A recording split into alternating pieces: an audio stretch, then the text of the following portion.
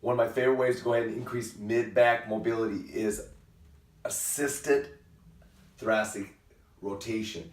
Keep the right hand stable on the ground, sit back on your heels, and let the band take you into rotation, and then come out of it. You can position your hand at different positions to go ahead and change the angle of the rotation. But most importantly, when you get to this position, let yourself breathe out, take yourself into good thoracic rotation. As long as you're sitting back on your heels, the mobility will go through your mid-back and not through your low back. Hook the band on the arch of your foot, reach up, thumb between your shin and your foot, grasp the band right there, put your other hand through the loop, make sure you pull down with this hand first so that it makes it very easy for you to put that behind your head. Now what you're going to do is use the band as a pulling strap, and you're going to work on hip rotation. Make sure the knee is flexing, make sure you bring the knee as close to your chest as you can. Let your head rest down onto the band so your cervical spine is not being influenced. And now just work on great hip rotation.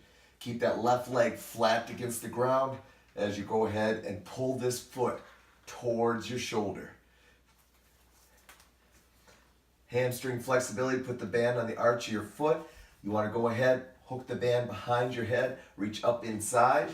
And again, what you're going to do is work on trying to straighten that knee while your hip is at 90 degrees. So you want to go ahead, put your hip at 90 degrees and press on up. If you're too tight and you can't straighten your knee at that position, you'll have to go further out away from your body in order to go ahead and perform that.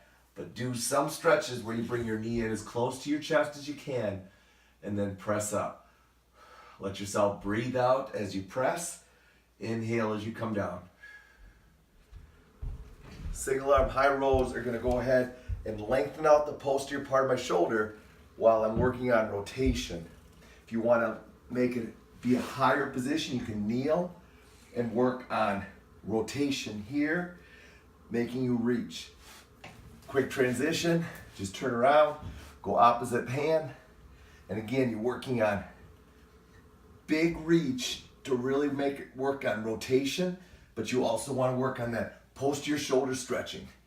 So a high position row is going to be a great exercise to go ahead and work on that, as well as improving your mid-thoracic spine mobility at the same time.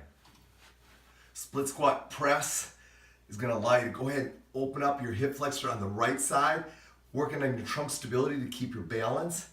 And because it's a horizontal vector, it's also going to work your trunk stability. Great way to go ahead and work multiple things within your hips. You can add a split squat with it and come on up. It's only going to increase the need for greater balance and control as you're pressing out. Split squat presses, or chest presses, great way to go ahead and work on multiple things to improve your hip mobility, stability, and obviously your chest strength. Great way to work posterior shoulder mobility with rotation and trunk stability is a horizontal vector halo. Just challenge yourself to stay directly over top, reaching behind your head. There's the posterior shoulder stretching, right? Trunk is stable because of the horizontal vector. It's preventing me from going into rotation.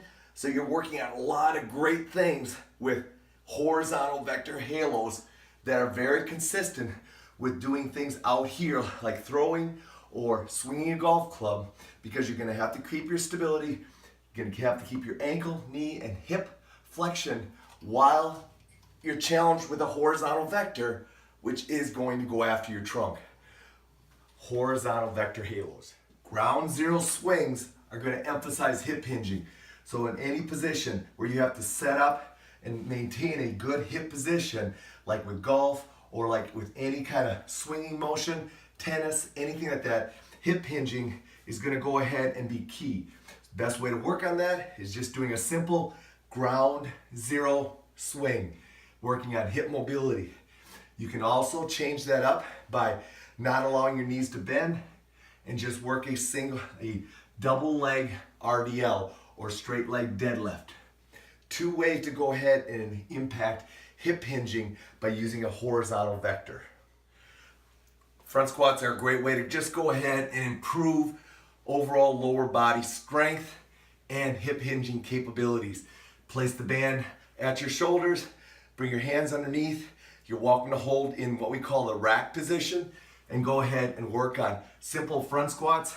Or if you want to place the band on your shoulder, here, and cross over, you can also go ahead and work on front squats with the bands sitting on your shoulders in a more rack position with a crossover arm position. Front squats, guys, it's a great way to go ahead and work on lower body strength, which we need a great deal of every day.